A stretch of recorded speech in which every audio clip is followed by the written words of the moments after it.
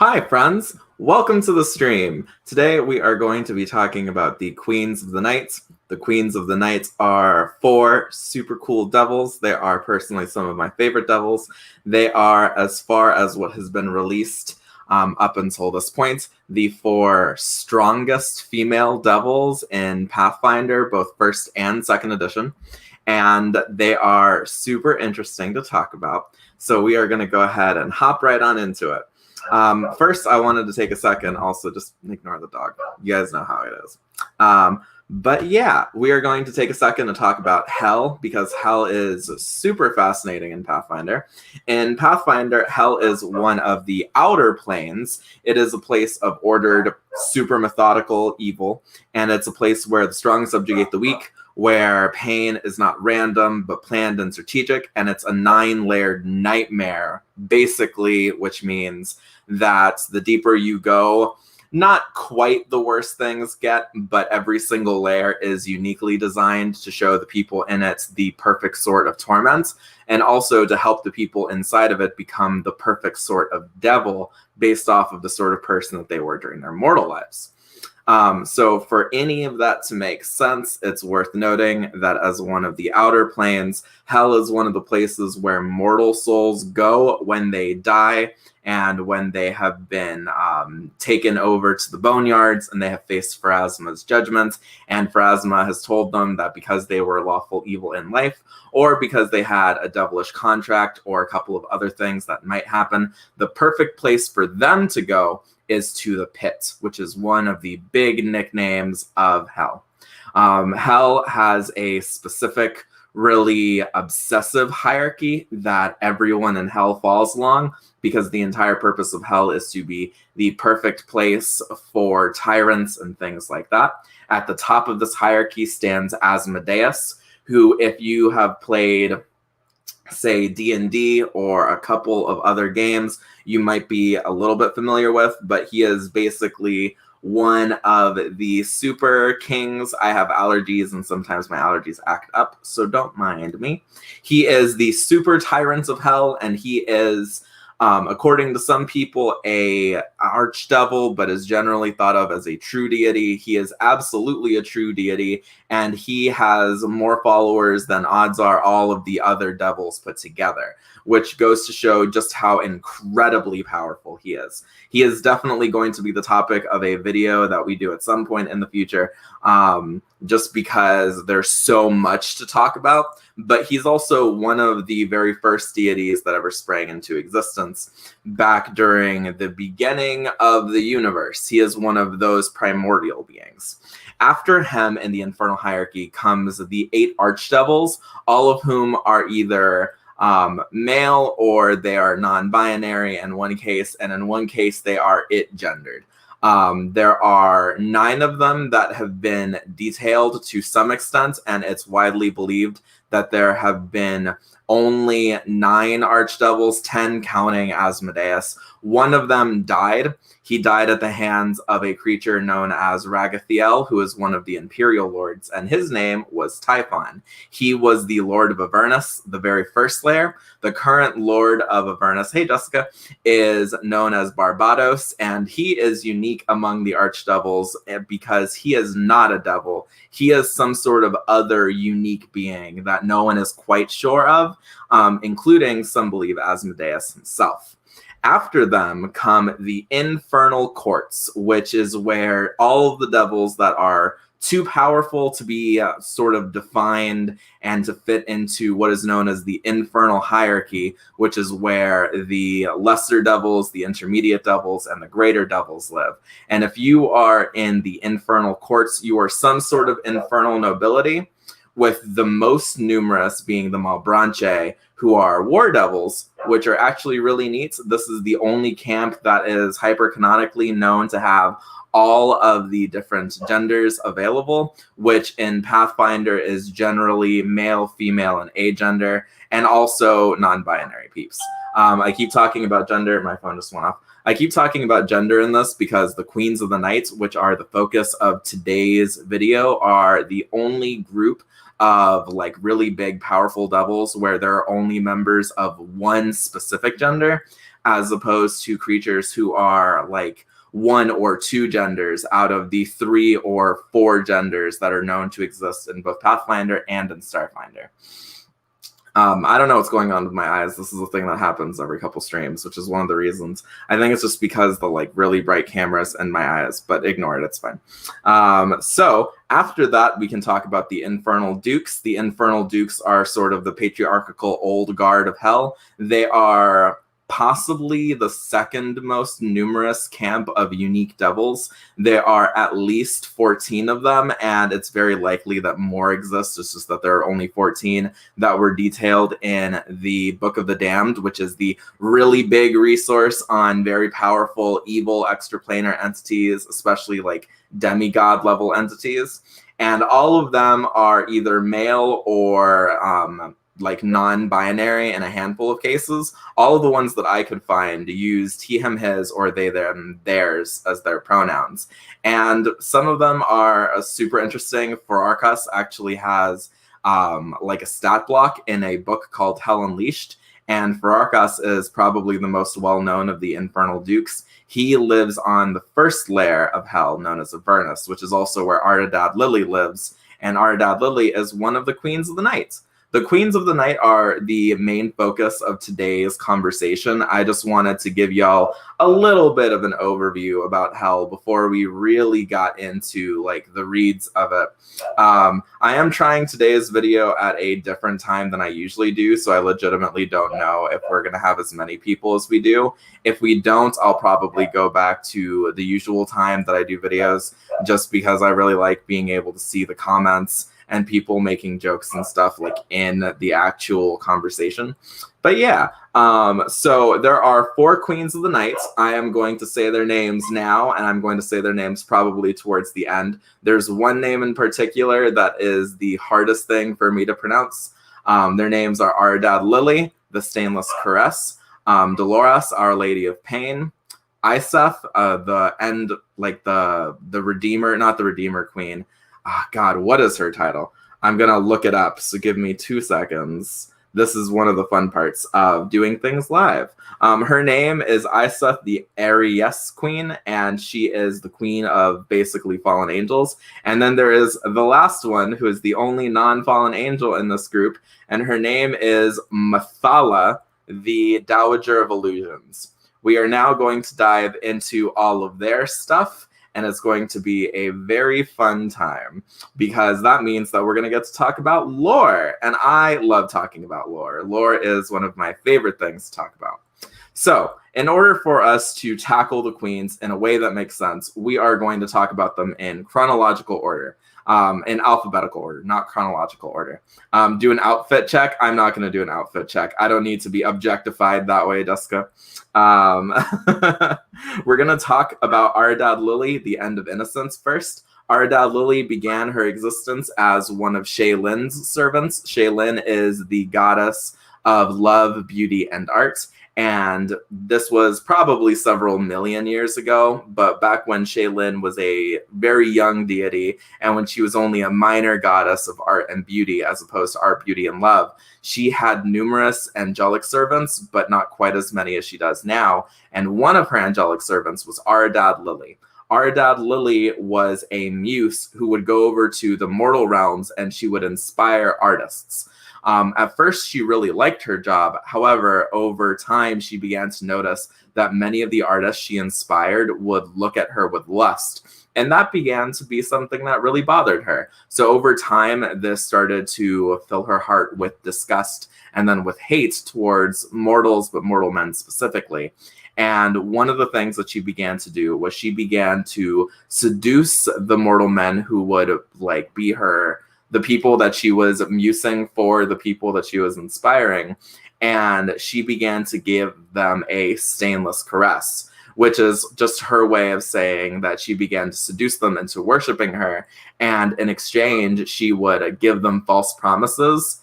And she's actually the person who's probably, and like almost canonically in the lore, the origin for a lot of the epithets that the Queens of the Night use.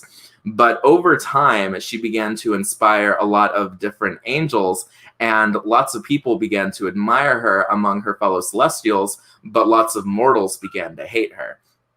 It's stated in the lore that there would come a period where a servitor of Shalyn known as Phoenix's Tail would come over to her and would confront her. It's suggested that Phoenix's Tail did this without the permission of Shaylin, and she didn't like say anything to Shaylin. Hey Capri, I'm not able to see all the comments like super quickly, so I'm trying to have things so that I can see stuff fast and respond to people in real time. But if I don't see your comment for a second, that's the reason why. But yeah, Ardad Lili was confronted by Phoenix Tail, and she was both embarrassed and also incensed by Phoenix Tail's like encounter with her, because she knew that she couldn't defeat Phoenix Tail yet. So what she decided to do was she decided to go and grab all of her allies, all of the angels who like really believed in her, and especially those who were disappointed in Nirvana, which is where she lived. Nirvana is one of the upper realms. It's one of the places where good souls would go to when they died, as opposed to Hell, which is one of the places where evil souls went. And she fled Nirvana and she returned to Hell with Asmodeus. At this point, Asmodeus was either performing his sort of exile from heaven and from the upper layers, or he had already conquered the abyss. Not the abyss, Hell. God, there's so many things in my head today that sometimes the words don't come out. Yeah, at that point, she fled and she became what is considered a unique devil. She immediately was able to go ahead and skip the infernal hierarchy. She didn't have to spend any of her time as an imp or any of her time as like a lesser devil, so that way she could go through an apotheosis and become a unique devil. She was just given that sort of status the moment that she became lawful evil, as opposed to being one of the different good alignments. With angels, you could be any of the good alignments without it having like a super huge effect on your soul, though some different types of angels were generally one type of the good alignment, as in they could have been lawful good, neutral good, or chaotic good, but generally it wasn't that important for angels, unlike how it would be for other outsiders. At the current point, in the story, where probably millions of years have passed, Ardad Lili is known as a seducer. She's known as someone who has the ability to tempt men, and also women, but generally men, into her service and into her worship. And this is a reputation that she herself has cultivated over countless eons. I'm looking on, I have like my live stream pulled up and I have it like playing in the background, and it is apparently very blurry. So I'm hoping that other people are able to see it like better quality than I can. If you can't, sorry, I don't know what's going on with my internet today. But yeah, she has gained lots of different followers over the course of millions of years, and one of her big goals is to return to Nirvana and to take it over. She is one of the 2 Queens of the Night who has like a super explicit goal in mind and is always working towards that goal. She is the origin of both the term Whore Queens and also the Queens of the Night. The term Whore Queens was the term that mortal men who studied hell threw at her, and also at Isaf, who we're going to talk about in a second. And the Queens of the Night was the term that Celestials who admired her and really liked her hustle and the way that she went about going about her duties called her. So if you were an immortal, like a Celestial, you probably called her Queen of the Night. And if you were a man, you probably knew her as one of the Whore Queens. The term Whore Queens originally only referred to 2 of the devils. It referred to her and to Isaf.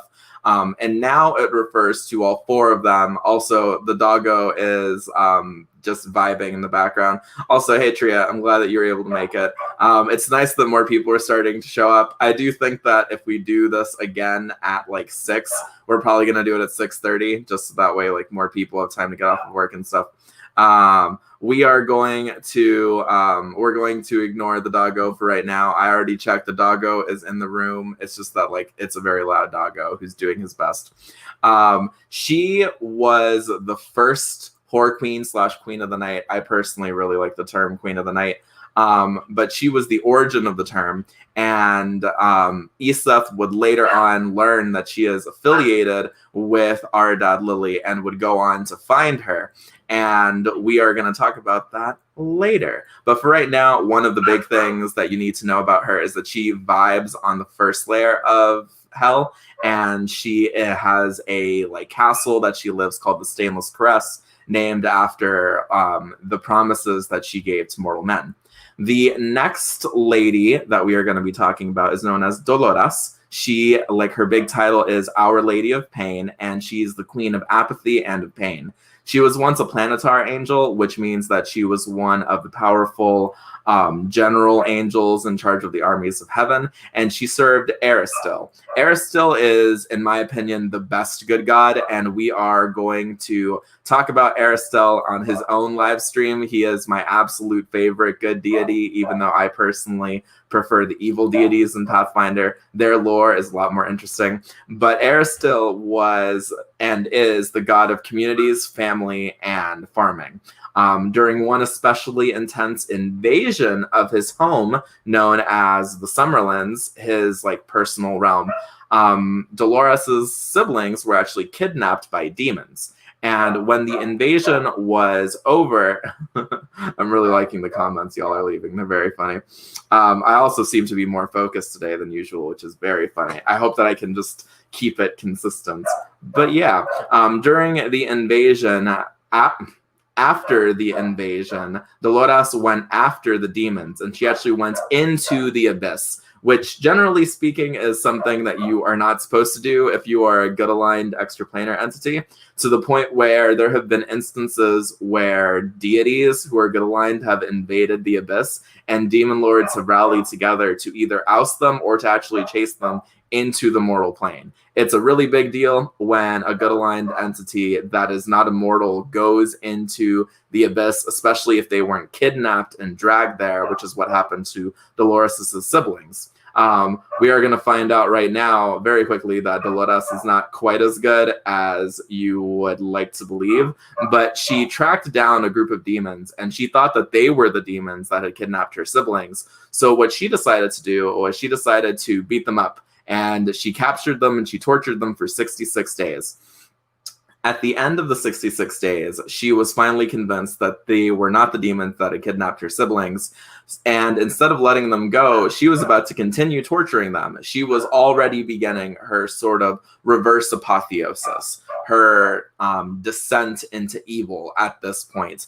And it's not super clear when it was that began, but probably pretty quickly. If you torture someone for 66 days, that's probably something that's going to stay in your soul. And at the end of the 66 days, 3 angels from heaven appeared, and they told her that her siblings had been found and that it was time for her to come home, and also to let the demons that she had kidnapped and was torturing go. Just because that's not the thing that angels are supposed to do. They're not supposed to be like creatures of pain and torture or whatever. Angels in D&D and Pathfinder are invariably good aligned beings, even though angels in like actual myth and religion are probably more neutrally aligned. If you had to ascribe like D&D and Pathfinder type morality to that's a funny comment, Capri. If you tried to ascribe like our morality over to like actual mythical figures, just because angels tend to be servants of the gods, and the gods are not always good. But yeah, so other angels found her. They told her that her siblings were fine and that it was time for her to come home. And she lied to herself, and she said that those angels were demons in disguise, and she began to torture and kill them. When the third of the angels that had come to retrieve her died, that was the point. Basically, that was the point of no return. She continued torturing the demons that she had kidnapped already. And then when they finally died, she tried to return to heaven, and she found that the gates wouldn't open for her. Yes, this is heaven where there's like pearly gates or whatever, and they can be barred to you, as is evidenced by the fact that she's evil now.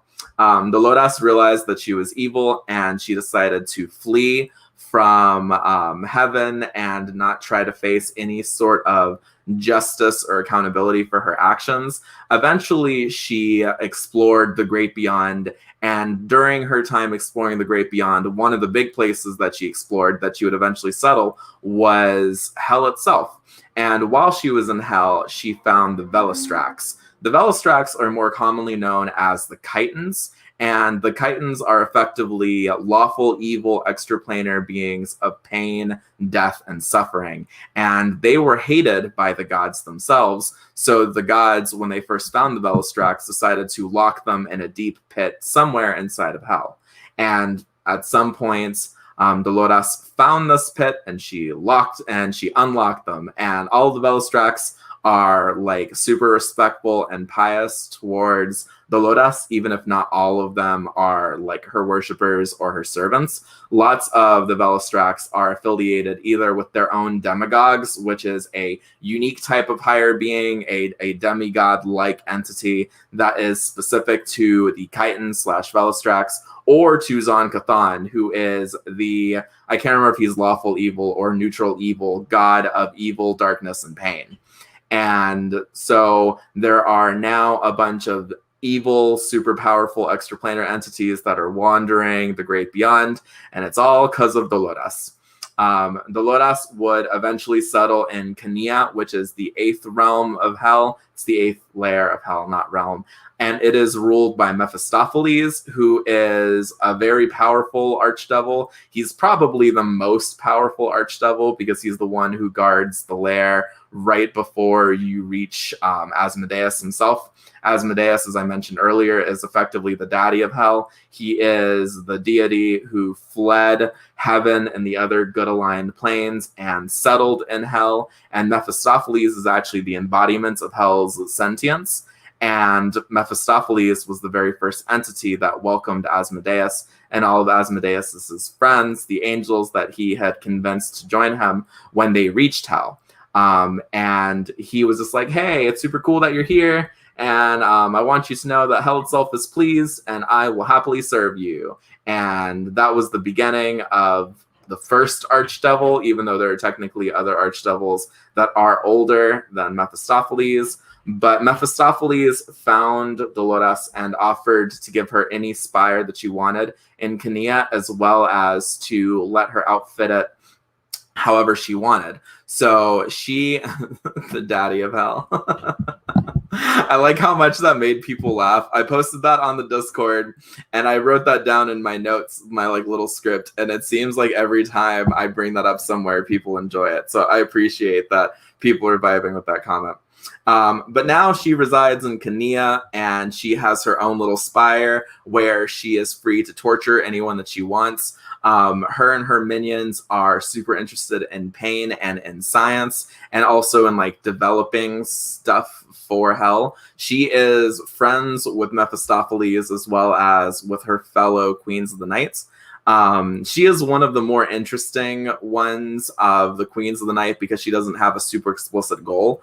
Her relationship with the other Queens of the Night is basically that if they ever capture someone that they want to see tormented, they can just throw that person over at her, and she's like, all right, I got you, fam.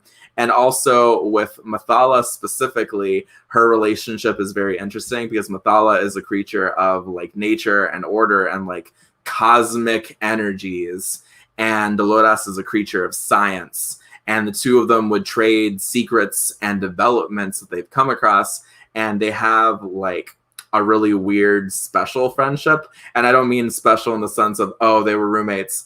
As far as we know, there's nothing that explicitly states that any of these peeps are like super canonically queer. Although I could see lots of people being like, yeah, they were roommates. And now we're going to go on to Eiseth. Eiseth is probably the most famous of the Queens of the Knights. She is the Aeons queen, and she is the actual organizer of the Queens of the Knights. There are two different origin stories for her. In the Concordance of Rivals and in the Chronicles of Righteousness, it's suggested that she was originally an imperial lord, which is, like, as I've talked about before, the generic term for higher beings that are like good aligned extraplanar entities of righteous wrath, and that she fell and she became what she is now. And then in her other origin story, which is her older origin story, she was a monadic deva, which is one of the like soldiers of heaven, and she wanted to become an imperial lord of righteous wrath and of conquest. And what ended up happening with her is that the imperial that she served, which is not an imperial lord, there is a specific type of angel known as an imperial. And yes, I know that these naming conventions are dumb. I wasn't the person who made them. But she served an imperial who, in her eyes, made a catastrophic mistake as a sort of tactical decision. So what she decided to do was she decided to kill the person who made that order. And she killed that person, and she killed all of her allies. And then she was captured by some of her angelic superiors and brought before a tribunal of solars, which are extraordinarily powerful angels. They are, at least in first edition, the most powerful types of angels that aren't imperial lords who were once angels. And they are direct servants of good aligned deities. So creatures like Iomedae and Aristil, both of whom have been mentioned at various points in the past. And they were just like, hey, why'd you do that thing that you did? And she was really honest. She was just like, I think that my commander made a mistake, and I was rectifying that mistake. And I think that what I did was the good decision, and I stand by it. And her superiors were like, well, you shouldn't have done that, dummy. And now we have to punish you. And she fled. Apparently, she was given a truly horrible sentence, but she doesn't know fully what the terms of her sentence would have been because she fled too early for her to hear all of the things that they were saying. She fled as soon as she realized that they were going to say that she fucked up. And she explored the great beyond for over half of 1,000 years, specifically for like either 603 or 606, but I'm pretty sure it's 603 years. And during that time, she was nurturing the grudge that she had developed in her heart. And while she was nurturing that grudge, it started to turn into like outright hatred for the people that she had once served under, to the point where now her overriding goal is the conquest of heaven, which is where she was from originally. And by the time she had been nurturing her grudge for 603 years, she had a dream where like all of the cool stuff that she had, like her white wings, her armor, her robes, were all corrupted and inverted. She once had golden armor, and it was now ebony armor. Her robes were stained with celestial blood, and she once had like pristine white wings, and now they were raven black. And she saw herself ruling over a mountain made of blades of iron and brass. And when she woke up, she decided that that was what she wanted to do. She decided that she had already gone this far. She might as well have committed to what she was going to do. And she searched the great beyond for the place that she was looking for in her dreams. And she found it in the second layer of hell, known as Dis, which is ruled by the supposedly perfect monarch, Despater, the Lord of Iron. And Despater welcomed her into his home. And when she found the mountain, he basically just gave it to her effectively for free. And she now rules over it as an independent queen. And she is probably the leader of the Queens of Knights. Over time, as she started to build up her armies and reach out to more and more devils, and also she started to encounter the infernal patriarchy, as it were, especially in the form of the Infernal Dukes. she started to realize that mortals were calling out to her. And mortals were not exactly calling her something nice, but she didn't really care. They were calling her a whore queen along with Ardad Lili. And after a while, she was curious as to who it was that they were associating her with, because she had never met Ardad Lili. So she went over to the first layer of hell. She went over to Avernus, which is arguably the surface of hell, and she met Ardad Lili, and she was actually impressed by her. Ardad Lili, like the two specific traits that are mentioned in the entries that talk about the history of the Queens of Nights, that impressed Isaf were her like specific hatred of Nirvana and also her like cunningness. Because, as I mentioned before, Ardad Lili is known to be a seducer. That's like her big thing, according to what mortals believe, even though that's not at all actually what she's super into. It's not especially clear in the lore what it is that she's super into, but it seems like she is a sort of unique entity of deception and charm, which are the big domains that she has even in her lore. A domain in this context is something, I can't believe that we're on the beard again. I thought that we had moved beyond the beard. For people who are interested in playing Pathfinder and not just in like learning about the lore of Pathfinder, every deity or deity level entity, even a creature like a demigod or a demigod-like being, has domains that they lord over. And two of the domains for Ardad Lili are charm and deception. And I am planning to keep my beard. I'm planning to keep it for a while. I am going to be trimming it eventually, but yeah. So after Eiseth met her and was like impressed by her, she was like, hey, we should be friends insofar as you can be friends in hell. And Ardad Lili agreed, and I think Ardad Lili was actually the person who sent out the message to both Dolores and to Mythala. Mythala is the last person, who's also known as the Dowager of Illusions, and her backstory is definitely the most interesting backstory of them all. And we are going to get into it in just a second. I'm just going to make sure that there isn't like anything that I'm super missing. Basically, just as a reminder, if you want to create someone who is a servant of Isaf, you want to create a super cool, super powerful lady who is interested in like wrath and stuff, because that's what Isaf's whole deal is. Now we're going to talk about Mythala. But before we talk about Mythala, we got to go back into the reads a little bit. I have talked about this sort of extraplanar entity before, but there is a creature in Pathfinder known as a psychopomp. A psychopomp is a spirit of death. It is what's known as a monitor, which means that it's one of the neutral aligned extraplanar entities, and they are effectively the extraplanar entities that chill and vibe in the boneyards, which is where Pharasma Spire is. Pharasma Spire is that thing that we talked about in the very first live stream, where it was like a spindle and there was a giant staff. The giant staff is the spire. And the psychopomps have their own demigod level entity known as a psychopomp usher. There's only one known fallen psychopomp usher, and it is Mahathalla. Mahathala's entire existence for a very long time revolved around comforting the dead and also talking about and giving wisdom to people who had just died. She had an ability similar to what Pharasma has, where she could see the strands of fate, and she was very, very good at seeing the strands of fate as it related to mortals. And because of this, she knew when a mortal was going to die, and she knew what sort of conditions had caused a mortal to die if she was already meeting one that was deceased. Say she was traveling along the River of Souls and she was conversing with the souls that she came along. If she saw you, she knew how you had died or how you would die if you were immortal. And it's also implied that she could see this for lots of other different types of beings as well, which is really interesting because it's not super clear how this sort of like fate-seeing ability works mechanically, but it's lots of fun to try and toy around with something like this.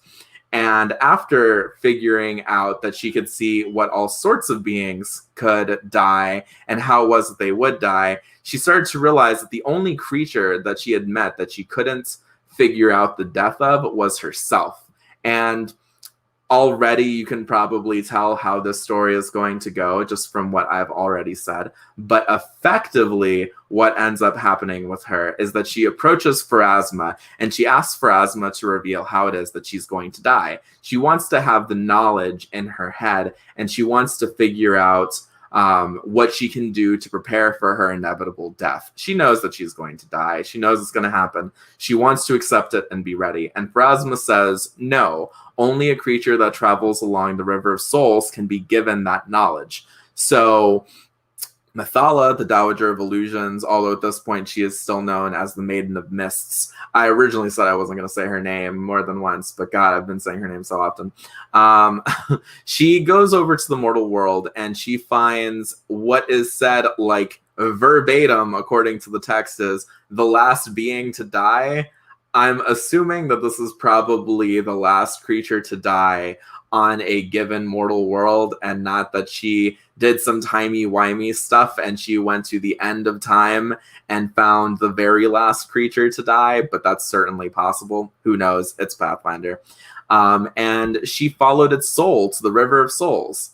For some reason, this special version of the River of Souls had an especially long and winding path to go from where the soul arrived over to the boneyards, so that way Mahathalla could talk with Pharasma. And by the time that Mahathalla had made it all the way to the end of the River of Souls, that special version of it, all of the shrines to her had already wasted away. I see a new... Oh, hey, Blaze King. It's nice to see you. If you're someone I know, that's cool. If not, if you want to be a friend, you should definitely subscribe and stuff. It's cool to see you. I'm happy that more and more peeps are showing up. We are already at the, like, not quite the end of the stream, but definitely the last of the peeps that we're going to be talking about. And when it is that, oh, okay, you have multiple accounts. Got it. I think I probably figured out who you are. By the time she made it all the way to the end and all of her shrines and stuff were gone, she talked to Pharasma, and Pharasma was just like, all right, since you did this, I'm going to show you how it is that you die. And she just like snapped her fingers. I guess she did the like almost reverse Thanos snap. And at the end of that snap, Mahathalla was able to figure out how it is that she died. And unsurprisingly, this knowledge freaked her the fuck out. And she fled. She fled from her, not basically her mother, but she fled from the queen that she had been serving up until that point. She fled from the boneyards and she went into the wastes of the great beyond. We actually know some of the stuff that she did. One of the things that she did was she went to Xibalba and she went on an enormous rampage. And Xibalba is a place that we have never mentioned before, but effectively, if you are a psychopomp and you decide for whatever reason to stop being a psychopomp and you're not like a psychopomp usher like Mythala is, you become a Sakhil, which is a spirit of death and fear. And you go from vibing in the boneyards to a special demiplane located in the astral seat known as Xibalba. Xibalba is the generic, it's the most common name for the Mayan afterlife in the real world, but in this case it is basically a sort of like freakish nightmare plane of death and misery, and it's inhabited by the Sakhils. The most powerful Sakhils, their own demigod level entity, are known as Sakhil Tormentors, and some of them are incredibly powerful. When I say incredibly powerful, I mean like they can take on entire planets by themselves. There's one that is especially enormous. It's like the size of a small mountain, and it looks like a crocodile, and it's believed to be the strongest of the Sakhils. It's not a fun creature to come across, but Mahathalla came over here, and she just went absolutely batshit for a while, and she just started fucking shit up. So the stories that revolve around her are like really weird and mixed. In some of them, she's not necessarily super aggressive towards any of the Sakhils. She's actually the mother of a Sakhil known as Agara the Ribwife. I think that's not the correct name. I am pulling it up right now. I was right. It's Agara the Ridwife. Love that. And in other cases, she was not quite as nice. There is a Sackhill Tormentor known as Goretooth, whose first name I cannot say. It's like Belatoad. And that one was a rampaging monster that got fucking annihilated by Mahathalla. Hey, Alhana, it's super nice to see you. I'm super excited so many friends are joining now. If you guys are having fun, feel free to hit that like button. Yes, I'm always going to be plugging. I want to hit 1,000 subscribers one day so I can actually make money off of this. But the most common tales about her misadventures in Xibalba are recounted by Sackhill Tormentors who have horrifying scars from when they came across her, either just vibing or exploring Xibalba. And she stayed there for a truly wild period of time before she eventually left. When she left, she would continue exploring the great beyond and trying to deal with like the things that she was feeling before she made it to hell. When she made it to hell, she met with Asmodeus himself and the big daddy of hell. The big daddy of hell himself decided to calm her down and was able to get her to relax. And she decided to stay in hell. If you ask me, she is the most interesting of the Queens of the Night. She's definitely the weirdest, not just because she's a former psychopomp, but also because, among other things, she has that Hecatian trait, which is that thing where like you look different ages depending on the time of day that you're seen. If you're not super familiar with Greek mythology, Hecate is the goddess of like roads, travel, and also like magic. Magic is the big thing that she's associated with. She is effectively like the witch goddess. If you're familiar with Chilling Adventures of Sabrina, and you've seen all of the show, she's that goddess.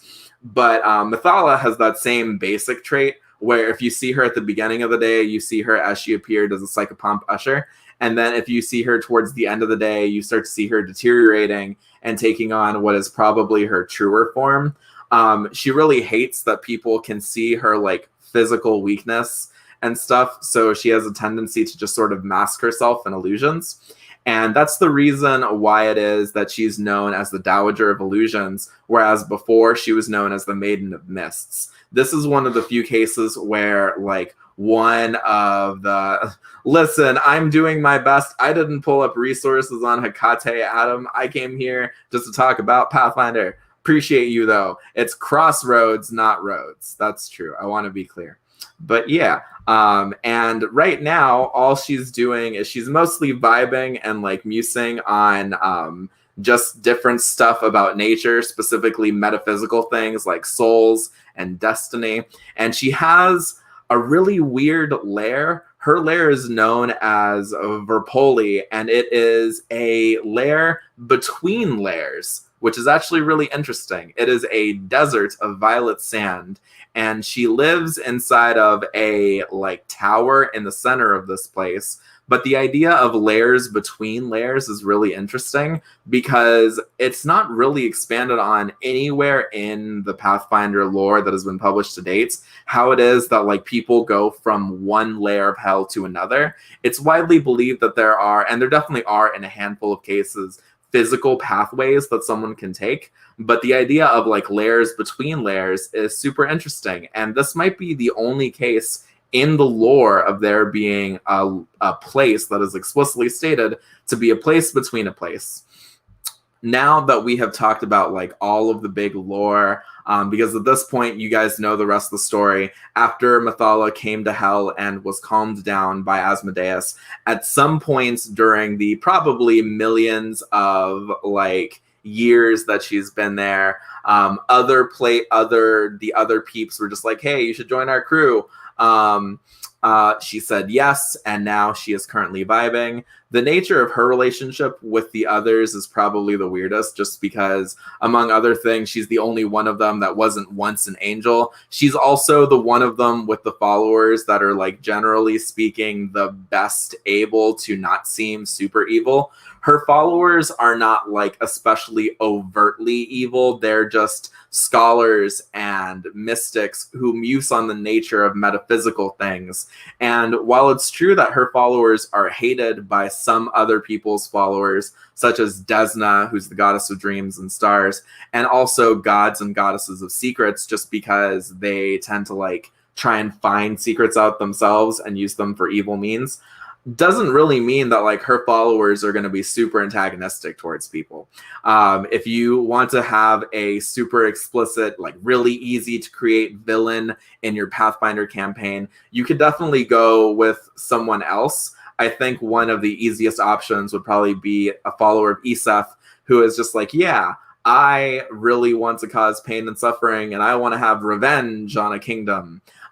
That's a really easy like antagonist concept. But if you want an antagonist and you have like a big brain campaign where you're like talking about lore and stuff, then Mythala is probably the person who gives you the most room, either Mahathalla or Dolores, which is interesting because both of them are the ones that are like not super overt in their stuff. With Dolores, it's really easy because it's like Dolores is a goddess of pain and apathy and attachment. But then with Mythala, where she's not like a goddess of like super evil stuff, you have a lot more room that you could mess around with. One of the big things that people should know about Mythala that's really unique about her is that her followers write what are called mysteries, which are like journals.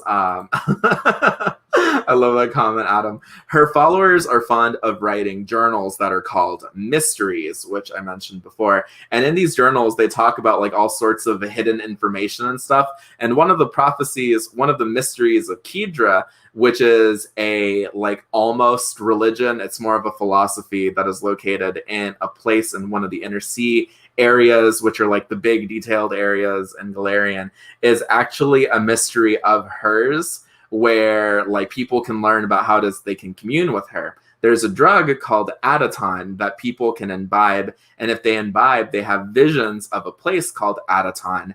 And Adaton is the mindscape of Mythala, which is where she spends most of her time and where it is that she communes with her followers.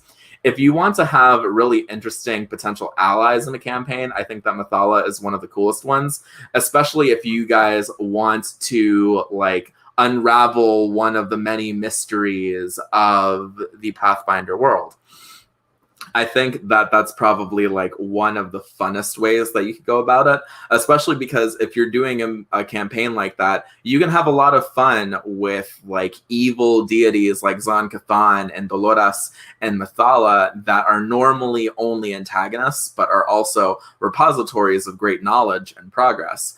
I think it'd be really fun to do a like not necessarily super grimdark, but definitely evil aligned campaign where it is that people have to uncover one of the many like really great mysteries of the world and the universe of Pathfinder. I've talked about this before, but I'm like super knowledgeable about the lore of Abaddon, which is the home of the 4, technically 5, horsemen of the apocalypse, and creatures like the Oneo Daemon, which is the very first horseman and was betrayed by Charon, and 3 horsemen who have since died.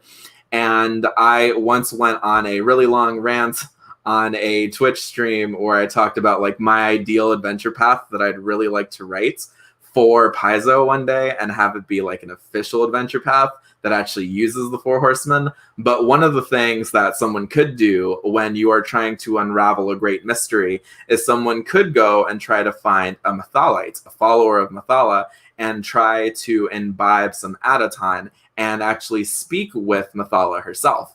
Mythala isn't super unreasonable. She trades her knowledge with other knowledge-based deities all the time, and she's very fond of collaborating with Dolores specifically, as I talked about earlier. Dolores creates cool science, evil shit, and then sends it over to Mythala, and Mythala is like, all right, since you blessed me with this science, I'm going to drop a knowledge bomb on your face. I hope that you're ready for this knowledge bomb. But yeah, the magic drug, I can type it out actually. It's ADYI10. It's Adaton. I will now check my notes to make sure that that is correct because I wrote it down here. I just want to make sure that that is correct. I have so many pages in this notes. Yes, Adaton. I did spell it correctly. Love it here. I love it when I can actually spell stuff properly. It's nice. But yeah, that is like all of the really big notes that I wrote. If you are interested in having a campaign in Xibalba, which is something that I would like to do one day, you could also have Mahathalla as a potential ally for your stuff, or you could have Agara, the Ridwife, as a potential ally, because not all of the Sackhill Tormentors are evil in quite the same way. All of the Queens of Night are evil, all of the Sackhill Tormentors are evil, but just because you are fighting against one evil doesn't mean that you have to be fighting against all evil. I really like the idea of things like how it was that people defeated Rovagug, where evil gods work with good gods, and it's like, yeah, we disagree morally, but there is a bigger threat that threatens everything. I really like that sort of campaign. That's something that I think would be quite fun. For instance, if you, but heresy though, heresy detected. Um, if you want to have like a really fun potential idea for a campaign, something that you could do is you could say that Goretail, that Sackhill Tormentor I was talking about before, Goremouth, not Goretail. You could have Hem appear, and you could have Hem be the like big antagonist. And you could have it so that, say, he's going to go on a rampage and he's going to try and wipe out everything and everyone, but there are people who want to get in the way of him. Say he's on the path to ascending to true godhood. All of the creatures we've talked about, with the exception of Ugathra and Rovagug, are not true gods. We've also talked about Asmodeus and Aristil and Iomedae, but like, if I don't say that they're a true god, they're not a true god. It's important that y'all realize right now we're talking about demigods, which are all extremely powerful entities. Like they're capable of fighting entire planets on their own if they really needed to, but they are not gods. They don't have the same weight as like Asmodeus or Iomedae, and Iomedae is one of the weaker gods, but she's definitely still a titan on her own. And you could have a campaign where the demigod is on the verge of ascending to true divinity, and you need to either stop it or you want to make it happen. A really fun thing to do could be to try and make someone like Haster into an outer god instead of being a great old one. If you are interested in the Lovecraftian and the Eldritch stuff from Pathfinder, you should know that the Great Old Ones are demigod level entities and the outer gods are true gods. This includes people like Goat Mom, Shub Niggurath. It includes people like the Flying Spaghetti Monster, Azelthoth, the Nuclear Idiots. Which is like its title in both Pathfinder and in Lovecraft's work, the Nuclear Idiot, the Daemon Sultan. Those are outer gods. If you want to create and fight creatures that are not at that level, then you could do something like you guys could fight Cthulhu, which exists and has a stat block in Pathfinder First Edition. It's in Bestiary 5 or 6, but also Cthulhu is on Earth. So if you want to fight him, you have to go to Earth.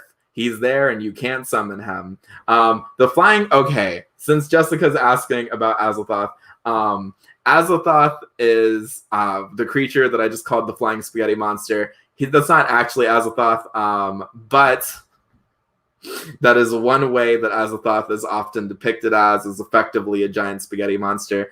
Azelthoth is the Daemon Sultan, and his big thing is that he's sleeping at the center of all of existence. Also, hey Ocean, appreciate you. I also support your beard game. I know that you're a member of the Omnipotent Beard Gang, and I support that. I appreciate you. Ocean is a good friend of mine. If you guys are interested in learning about real world polytheism, you guys should check out his channel. Very cool guy. But yeah, I am going to talk about real world stuff eventually. I just really like talking about Pathfinder, and the real world's already fucked up enough. I don't need to like make myself unnecessarily angry doing that.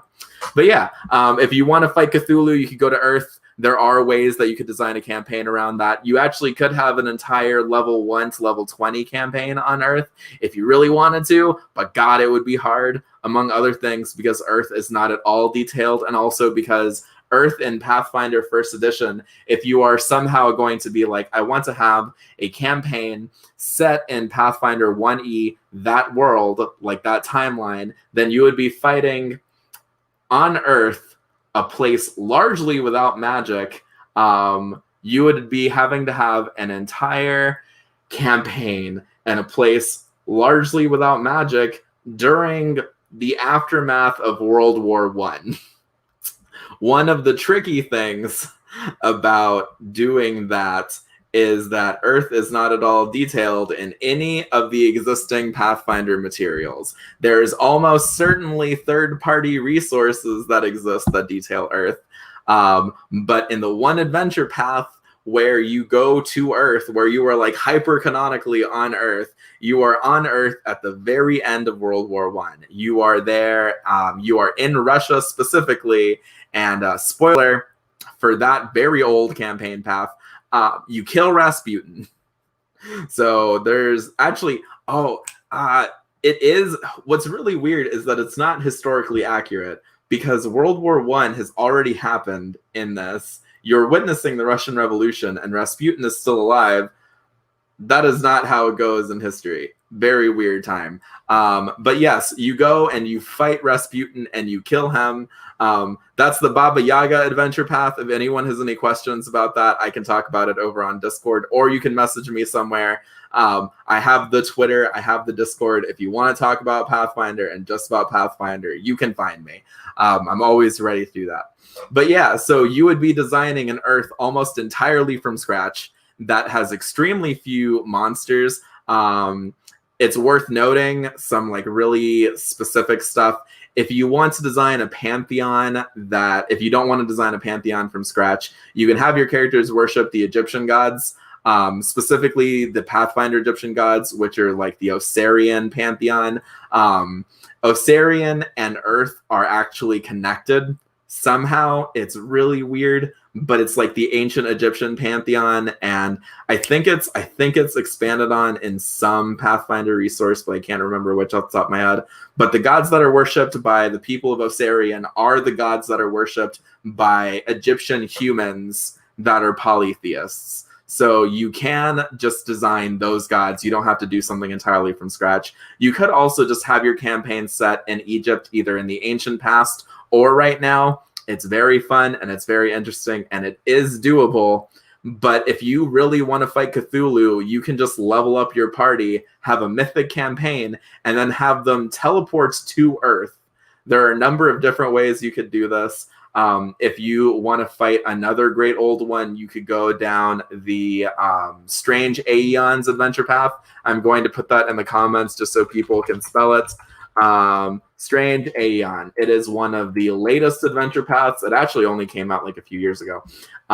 It was one of the final adventure paths for first edition, and it was extremely fun. I've actually played it from start to finish. It's one of the only adventure paths I've ever played from start to finish, and it is incredible. It's like really, really good. It's up there with the Wrath of the Righteous, which is the adventure path that's being made into a game.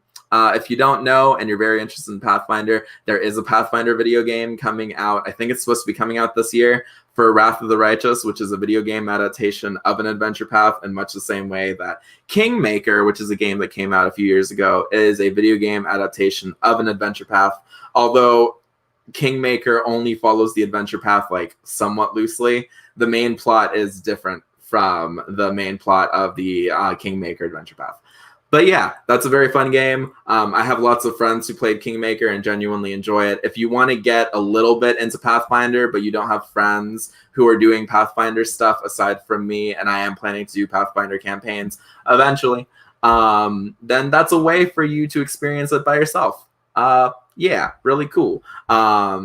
If you want to fight, if you do want to fight Cthulhu, if your heart is set on going into the city of Rile and fucking up Cthulhu, then the easiest thing to do it that I think would probably be the case is if you just go from Strange Aeons, if you just fight through Strange Aeons, and then you go from there to Paris, which is possible. I'm not going to go into spoilers, but it is possible doing some advanced shenanigans for you to go from a part of the Strange Aeons adventure path into Earth Paris. That is not the way that I would recommend getting to Earth if you wanted to do it in Pathfinder, but that's probably the easiest way. Like, it's really difficult to do. Unless you also...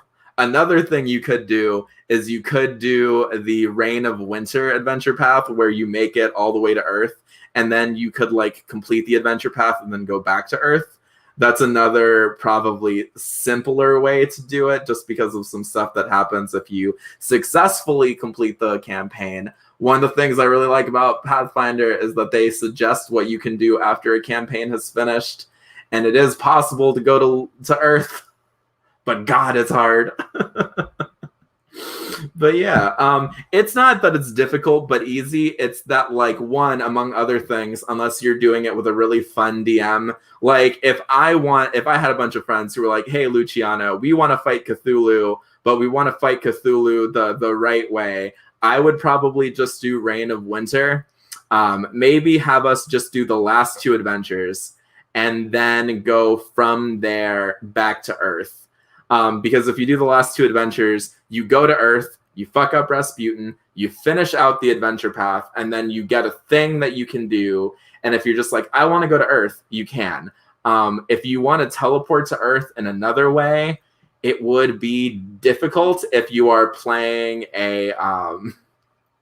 it would be difficult if you're playing with a, like, rules as written DM, because Earth is not an easy destination to arrive to.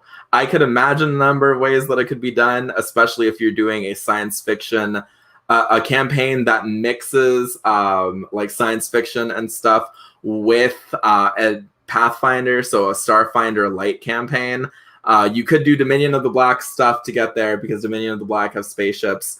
You could just do Starfinder, where everyone has spaceships and it's just really normal to have spaceships. I'm trying to think of if there are, like, other really easy ways to get to Earth. I think at one point we're going to do an Earth Pathfinder stream where it's just me talking about the weird stuff about Earth and Pathfinder, because that's very fun. Among other things, you can go over to the city of Rila. You can't get there, like, immediately super easily. If you had a high enough spell, or if you had a god who was like, hey, I want you to fuck up Cthulhu, you probably could. That god would probably be able to be like, all right, I'm going to teleport you to Earth. Boom, congratulations, you're on Earth.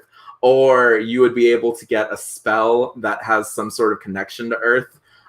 You could just get a spell that is connected to Rasputin and then, like, teleport to Rasputin and then be like, I'll fuck you up later, and then go fight Cthulhu.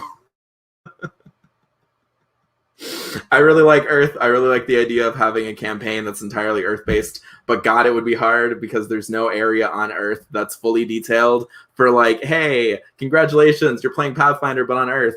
You would have to be making up most of the rules as you go along, especially with stuff like magic, because there is magic on Earth. The number 1 type of magical creature that still vibes on Earth in Pathfinder are fae creatures, like the Norms, which are the super spooky ladies who can see the future. Those are the main things that vibe on Earth.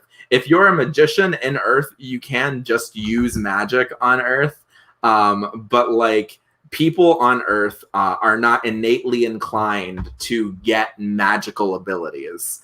So, like, a human being could live their entire life on Earth and not develop magical powers, which is not often the case in other worlds. Blaze asked earlier if Earth is like a giant anti-magic zone. No, it's not. It's just that for some reason Earth humans are not innately magically inclined. It's dumb. I don't like it. But yes, it is possible to do Pathfinder on Earth. If I were to do that, I think that what I would probably do is I would just write, like, resources, and then I would sell them somehow, because I'm just like, if I'm going to design all of this from scratch, I'm going to go third party. Enough people would be interested in this that I'd probably be able to make some money. That actually would be a fun thing to do. Just creating, like, resources for an Earth Pathfinder campaign, especially because the Fae vibe on Earth. If you're interested in some of the backstory for Reign of Winter, I will talk specifically about Baba Yaga. I'm not going to offer any spoilers for Reign of Winter, aside from the ones I've already said, but Reign of Winter is also several years old. It's an adventure path that is centered around Ireson, which is the land of eternal winter. I'm going to talk about Baba Yaga specifically, just because she's super neat. Baba Yaga was born, I don't remember if she was born in like Russia specifically, but she was born in that part of the world in the ancient past. And she is known as like an incredibly ancient god level witch. She's definitely a demigoddess level entity that is comparable to the Eldest, which is Pathfinder's really annoying way of trying to be original about Archfey instead of just calling them Archfey. On my Discord server and on a few other spaces, I have shared images of some of the Eldest. They're really powerful Fey creatures. And when she was living her life on Earth in the general vicinity of Russia in the ancient past, she came across a Njorm. I'm going to put this in the comments just so people know how to spell it because I can't pronounce it. Norms are very powerful Fey-type creatures. Fantasy pronunciation is my weakest area. They are detailed in a specific resource book that talks about different types of Fey.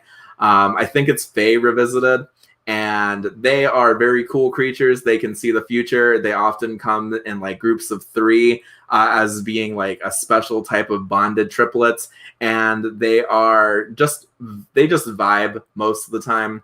One incredibly ancient Norm lived on Earth in the incredibly distant past and taught all sorts of mortals about magic, but then it taught Baba Yaga specifically about magic. And Baba Yaga turned out to become one of the most powerful magic users in all of existence. Baba Yaga in Pathfinder is effectively what Tasha is in D&D. You can think of her as like being that sort of entity.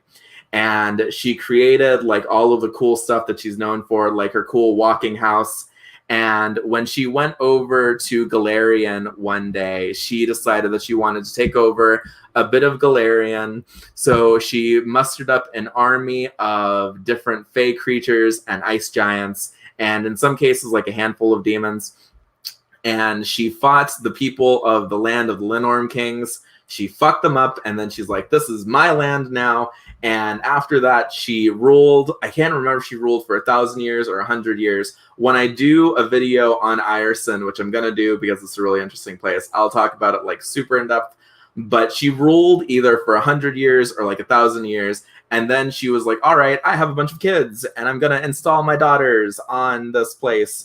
And her daughters would rule for 100 years, and then after their 100 years, she would come and collect them for some mysterious purpose. She would either kill or like do miscellaneous things to their kids, and those of them that survived would go off to vibe somewhere else, or they would just like be friends with their other cousins and stuff. And the next one of her kids would take over for the next 100 years. All of Reign of Winter is it's just about Ireson. The basic premise for all of the adventure paths in first edition is basically you have a really interesting setting, and we're going to do a bunch of adventures in that setting with a handful of exceptions. So if there's a place that you are like super into, say if you're into Osarian, there are adventure paths that take place in Osarian. There is one mummy, it's like the Curse of the Mummy's Mask or whatever, that takes place in Ireson. There's also like a Wish for Fire or something, which is another adventure path that takes place in Ireson and then like the countries next to it. And it's just about genies. It's all about really powerful genies, and it's like the third adventure path in chronological order. That's a very fun adventure path. I have DM'd the first adventure in that adventure path, and people like it, but it's also one of the older ones, and the older ones tend to be a bit rougher in my opinion, just because they definitely feel different than the older ones do. But yeah, after she would like install her kids, she would collect them, and it's implied that they would go on to explore the actual like rest of the universe with her. You actually find out what happens to the kids over the course of the adventure path, but I'm not going to spoil it in case anyone is like, I really like Pathfinder because of Luciano's nerdy ass live streams, so I'm going to play an adventure path. I don't want to spoil like too much stuff if it can be avoided. One of the other really big things that Baba Yaga is known for is Baba Yaga is the sworn enemy of Koishti, whose name I just cannot fucking pronounce. But Koishti on our Earth is like a mythical general who is known in like, I can't remember if it's Slavic generally or Russian specifically folklore, but in Pathfinder's mythic stuff, in Pathfinder's like ancient mythic past, he was an asshole warrior who was a misogynist and was a human in life. And one day, after like killing his sisters and killing his father for making him kill his sisters and mother, he came up to Baba Yaga and he was just like, hey, I want to be made immortal, and if you don't make me immortal, I'm gonna kill you and like your family and stuff. And Baba Yaga was like, all right, bet, and made him immortal at this was a hell of a deal. She made him immortal, but she made him like also a giant and a demon. And he has some really weird beliefs because of this. Among other things, Koishi in Pathfinder believes that he's superior to other demon lords because he never had to die. He's not the only demon lord who has this distinction, but most demon lords were formed either from a soul or like dozens of souls that died and then became a Balor or Balors over the course of their lives and then morphed into demon lords over the course of like millions of years. Hey Mage, it's nice to see you. I hope you're having a good time. We are at the end of this live stream. We did this one later than we usually do, but now we're just talking about some fun random lore. Specifically, we're talking about Koishti and Baba Yaga. It is not from... These names, like the only thing I can't do when it comes to Pathfinder is some of these names. And some of these names, like I often chalk it up to the fact that it's dumb fantasy names, but some of these names are just real names that I just can't fucking say. Koishi is like an actual myth, a character from myth, whose name, I just look at it and I'm like, these letters don't make sense to me. But after he threatened Baba Yaga was like, all right, I got you, and made him into a giant, like a super evil frost giant demon lord. I'm going to look it up so I can see if I can just copy and paste it in the chat. Koishi. Let's see. Demon Lord. I'm typing, so if you can see that, if you can hear that, that's probably what I'm doing. I might just have to go on to the Pathfinder wiki. That's the easiest way to do it. Most of my videos are not super informed from the Pathfinder wiki. It's just a really handy resource to have because it's where I can find the names the easiest. All right, cool. I found his name. God, look at this fucking name. Yes. Kosh Tishti. That is just a bunch of different letters, and I look at that and I'm like, how is someone supposed to pronounce that name? But he was born in the land of Eboria, and he was an Ulfin man, and listen, I'm doing my best Blaze. I'm looking at these names, and also I'm doing a lot of this from memory. Ymir actually exists in Pathfinder. The Frost Giants have their own distinct god in addition to this fucking asshole. I think it's Kashti, and God, it's something like that. It's supposed to be pronounced. I'm gonna put in the pronunciation in the chat because on the wiki page for him, it looks at it. But I'm looking at that, and I'm like, how does someone even say that? Kosh Chuchai, sure. Kosh Chuchai. I'm just gonna say Koishti because that's the easiest way for me to say it. Zal, if you can say this, then that is an amazing ability for you because I look at this and I'm just like, Jesus Christ. Ymir exists. The giants have their own deities that are like distinctly their own deities, but Koishi is also like, nah, man, I'm a frost giant, and all of you guys are gonna worship me because he really likes frost giants for some fucking reason. Baba Yaga made the deal with him, turned him into a giant, and he is just like, I am super cool because I never died. And most demon lords had to die before they could become demon lords. And there's other demon lords who have that distinction, most notably Daskari, whose name I actually can't pronounce correctly. Daskari is a demon lord of swarms and stuff, who is one of the rare examples of a demon lord who was born of a demon and another creature. Specifically, Duskari was born of Pazuzu and some enormous insect. But Duskari is just this giant ant-looking motherfucker with like a set of huge wings, and he has a scythe, and he is like probably the most powerful demon lord that you're supposed to fight in first edition.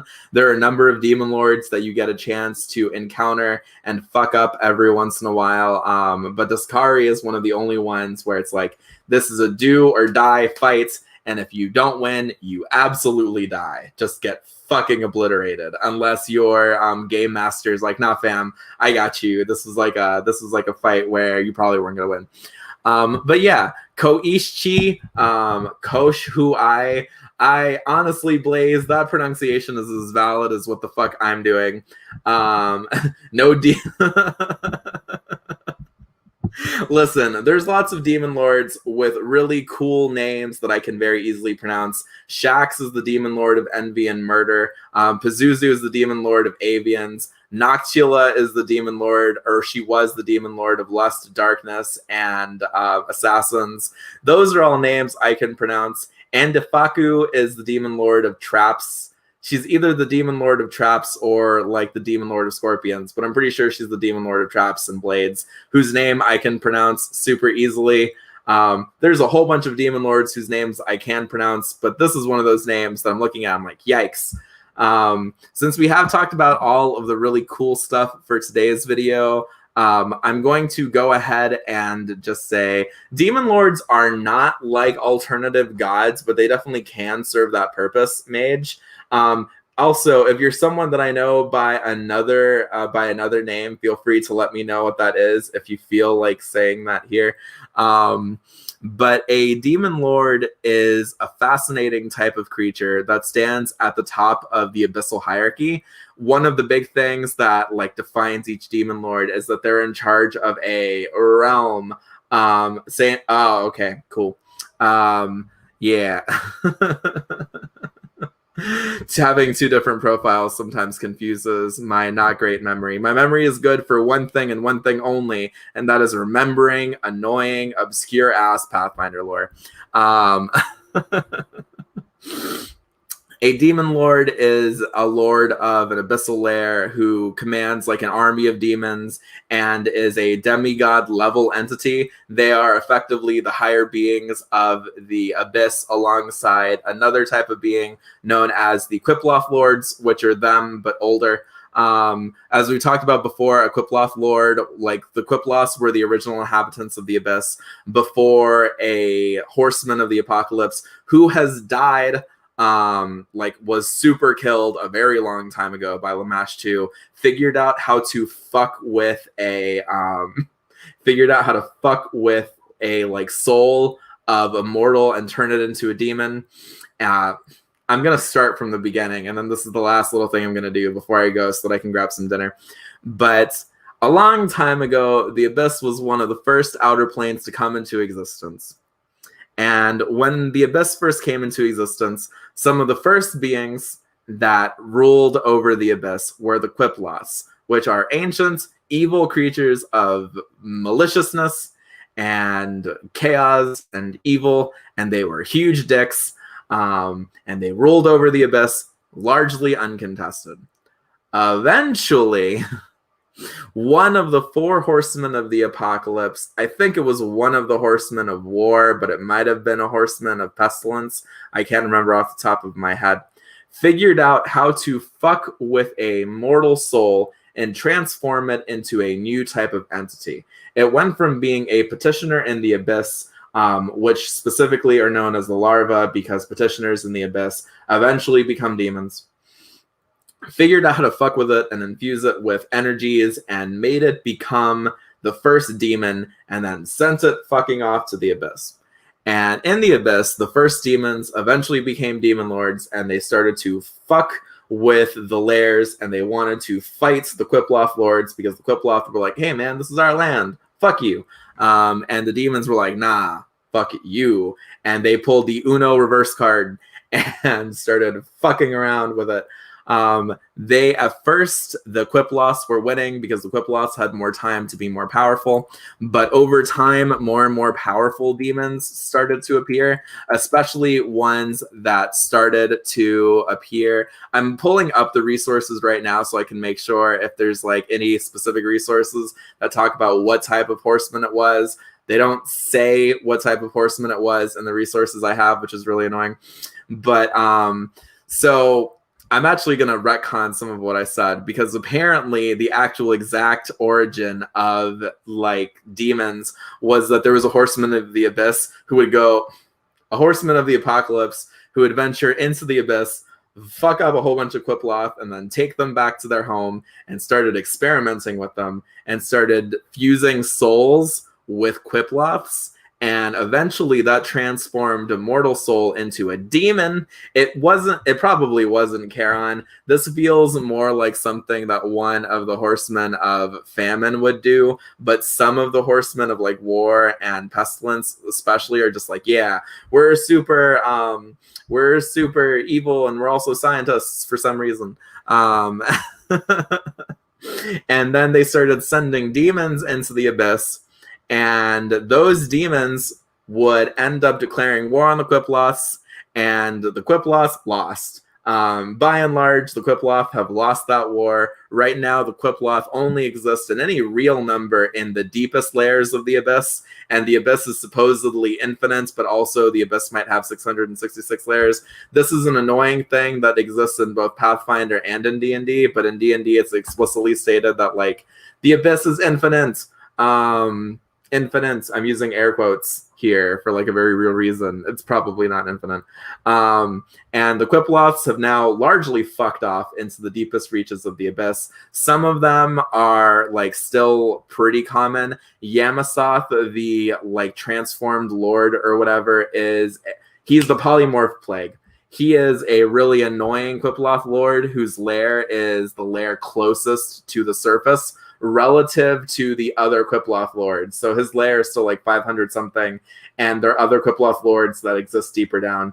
And his whole thing is he's just like, mortals are no good. I'm going to turn mortals into animals, because every mortal that dies and goes to the abyss either becomes a demon or serves as fuel for the demons. But if I turn them into non-sapient animals and they die, then something else happens.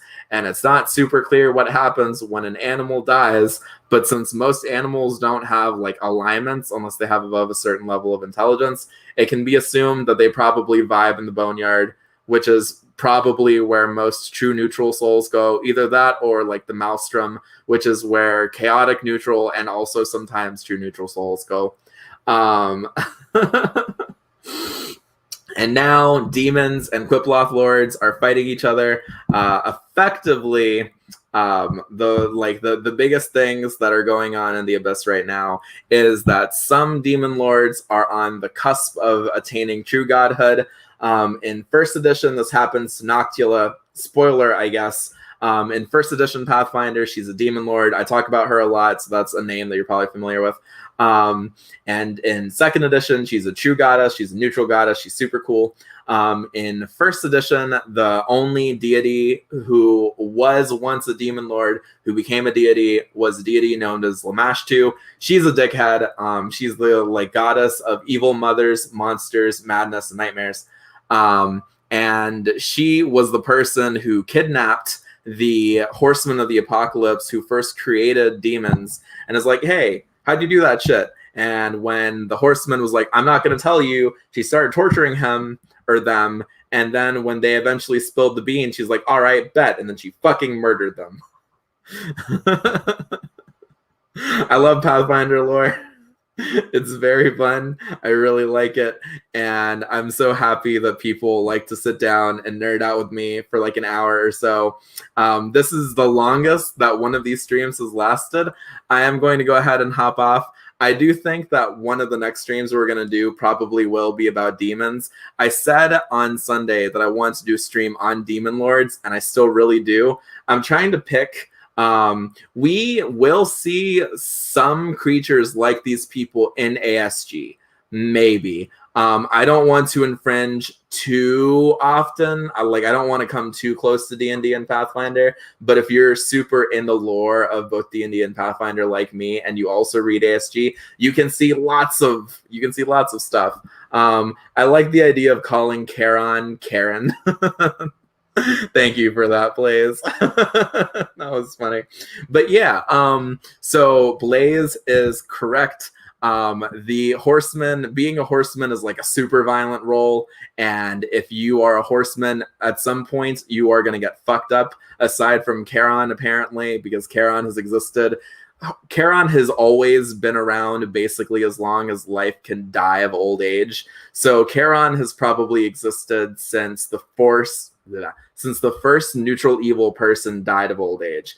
Charon is probably one of the oldest creatures that is not a true deity that has ever existed and is still alive as of Pathfinder 2nd edition. And he is fucking always there, and I hate his guts.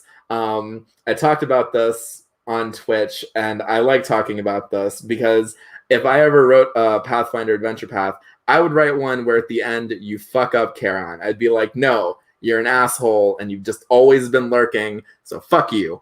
I think it'd be really fun, especially because there's so much lore about Charon being like the biggest asshole. I'm going to talk about the Horsemen of the Apocalypse, and I'm definitely going to talk about Charon by himself because there's enough stuff there that he definitely merits his own live stream. And I am going to do videos eventually. But he liked to make deals with entire planets. And it would always be planets that were already doomed. And they were just like, all right, how can we starve off death? We can make a deal with Charon. And Charon would be like, all right, fam, I'm listening to you. And then they would offer like their souls and stuff. And Charon would be like, all right, bet. And for like 2 minutes, stuff would look better. And then Charon would like throw the deuces up and he'd like leave. And then all of a sudden, like the stuff that was going to happen would happen anyway. So all of the world's like people would come over to Abaddon, which is the lair that he lives in. It's the neutral evil place. And honestly, he deserves to have his teeth fucking kicked in. And I think a really fun idea for a campaign would be a campaign where either you're on Galarian or you're on like some other world that's about to die, and you're playing some people who figure out Charon's whole deal, and you're just like, you know what? We're not going to let that happen. And it would be a mythic level campaign where I know, y'all just really like the evil people, I swear. No one ever gets excited to talk about Iomade or Caden, Chalian, or whatever the fuck his name is. And at the end of the campaign, you either like free the Oneo Daemon, and the Oneo Daemon becomes the new Charon, the new Horseman of Death, or something, or one of you becomes the new Horseman of Death. But it would be like the first time where people actually get to go and do shit in Abaddon, and it would be the first place where you actually get to interact with daemons. There's lots of different daemons in Pathfinder, but so few of them ever get mentioned in the adventure paths, and there've literally been dozens of adventure paths. I hate how Pathfinder has hey Casey, we're about to hop off, but at this point I'm just ranting about Pathfinder because again, for some reason people like it when I do this shit, and it gives me that sweet view time. But yeah, people go over to him and he's like, all right, I'll make a deal with you, and then like fuck. Listen, the bad/neutral gods just have so much juicy lore. Eventually I'm going to talk about like the deities that exist in like the adventure paths. I'm going to hate that though, because some of these deities get absolutely fucking annihilated at the end of their adventure paths. But there are like unique deities that I can't only like talk about, because if I did, it would be spoils. And I'm like, So like with Charon, where there's no adventure paths, I can talk about him and I can spoil the fuck out of his stuff. Same with Ceruzariel, who is the Horseman of War. She's the only lady horseman right now. And Tralmexian, who is the youngest horseman. He's the Horseman of Famine, and he has the most interesting backstory. Not going to talk about it here. And also Apollyon, who's my personal favorite horseman. He's the Horseman of Disease and Pestilence, and every time someone does something that makes COVID worse, he laughs. He's basically Nurgle, but Nurgle also exists in Pathfinder. Oh my God, there's so many things to talk about. I cannot believe that there aren't YouTubers who aren't making a fucking killing talking about Pathfinder, because like there are so many people who make a living just making D&D videos, but there's no one out here aside from me who's regularly doing Pathfinder stuff. And I'm just over here trying to tap into this market, baby. But yeah, I have a lot of energy today apparently, which is very fun. I think we're probably going to do more streams. We might do another stream later this week where I talk about like either the Demon Lords or the Horsemen, just because this shit's so much fun. I really like chatting with y'all. Today started off super focused, which is weird for me. If you really want to see me actually be focused and talk about stuff in an orderly, like regular fashion, what you can do is you can hop back to the beginning of the stream and you can watch it from the beginning. It'll be going up as a regular video in like 2 minutes. Yeah, that's the end of the stream. I'm so happy so many people made it today. I do think that we're going to be starting at 6:30 from now on, which is like a happy medium because some of my friends can't make it if we start at 7 my time, and other friends can't make it if we start that much later. But I'm over here. I'm just trying to tap into this market, baby. So if you have friends who are interested in Pathfinder, who want to learn anything about it, and you don't want them to watch friggin' long ass videos or read super in-depth lore, but you want to see them like have a conversation with someone, just send them here. Have them watch my videos and also subscribe and help me hit 1,000 subscribers so I can make money and not die of starvation. I hope everyone has a good night. It was very fun to talk to y'all. Bye-bye.